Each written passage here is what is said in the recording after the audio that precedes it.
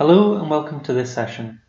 In this video, I'm going to demonstrate the basics of bond pricing, the concept of Macaulay's duration, and how modified duration works, with a number of the rules explained. So what you can see on the screen is a simplified bond.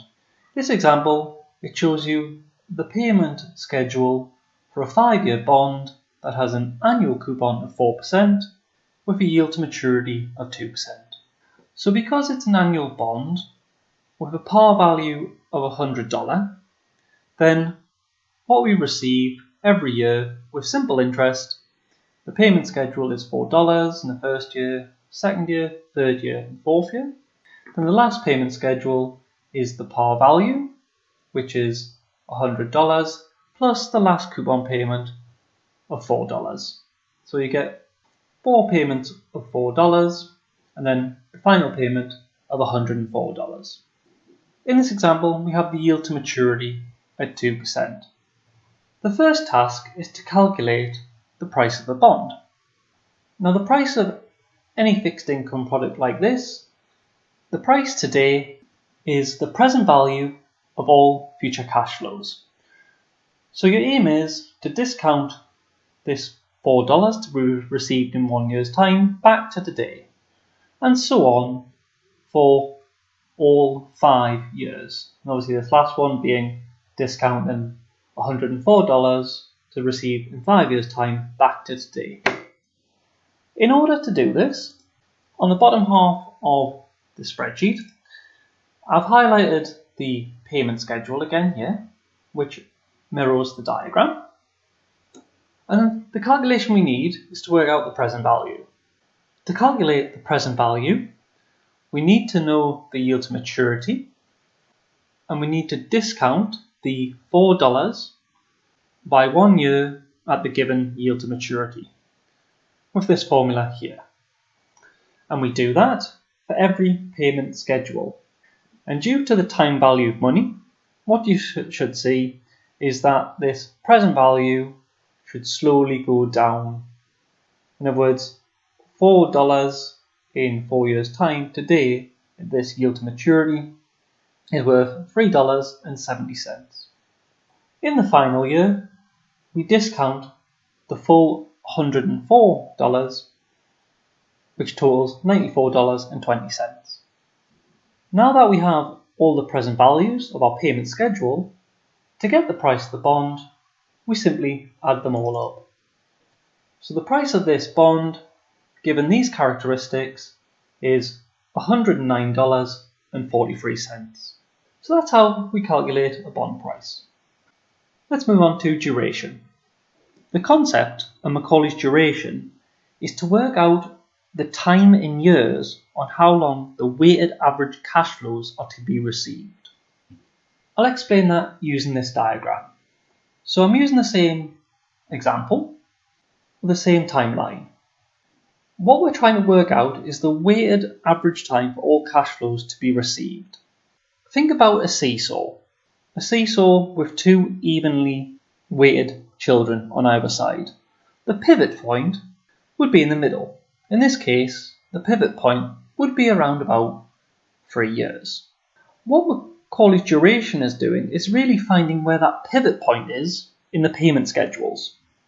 So using this pivot logic, if we move along here, we're going to think, well, because you've got the larger payment right at the end, the seesaw, if the pivot was in the middle, would tilt heavily, and this bit would be hitting the ground.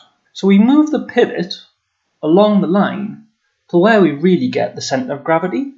And in this diagram, because the largest payments are towards the end, we would expect the pivot point to be somewhere around here to find the centre of gravity.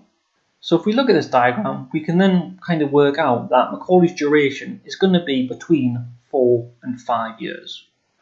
Now, why do we work out this concept? Well, for investors, it's a good indicator for when you receive all future cash flows to help you recoup your original investment. But it's also good for comparisons. So when you have 2 bonds with very different characteristics, you can work out the durations to see which one would suit you. If you're a more risk-averse bondholder, you might go for a lower duration because you'll get the weighted average cash flows back sooner than you would on a higher duration bond. So, how do we work out the concept of duration? Again, same example. What we can see here is we have the present value calculated as before. But what the next step is we times the present value by the time period. So as you can see here, we've times the present value by the time period. Of course, because you times it by the first year, 1 in this case, it should be the same. But as you go along, the weighting obviously increases because you're timesing the likes of the 5th year present value by 5. Thus, the number is going to get much larger. And this is weighting the present value by the time period. And then at the end, we sum them all up. And the last step to calculate Macaulay's duration is simply divide the weighted present value by the bond price, and that calculates that the Macaulay duration for this bond is 4.64 years. As I said before, the centre of gravity along this time horizon is going to be somewhere around here, so really Macaulay's duration 4.6 years. In Excel, there is a formula to calculate Macaulay's duration without the need for doing the cash schedule. The formula is highlighted here, so it's equals duration.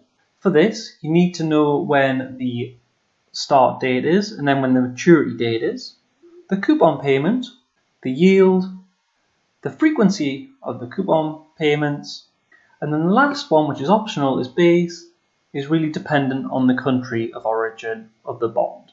And as you can see, they match up perfectly in this spreadsheet. As I mentioned before, the purpose of Macaulay's duration is to work out for comparable purposes. In this example, I've highlighted in the light blue what an equivalent zero coupon bond would be with the same duration, but how much the par value would be if both bonds were issued at the same time and at the same price of $109.43, as in this example. You can see the formula here. We are using the price of the 5-year standard bond, and we need to equate that with the current yield to maturity and the duration, and that will work out that an equivalent zero coupon bond would need to pay the investor back $119.98 in 4.6 years. So if you are presented with the 5-year bond or the zero coupon bond with these characteristics, then all else being equal, like equal credit risk for instance, then these bonds would be equally attractive to one another and they'd be perfect alternatives. So that's the concept of Macaulay's duration. We can also now use this to work out price sensitivity of the bond.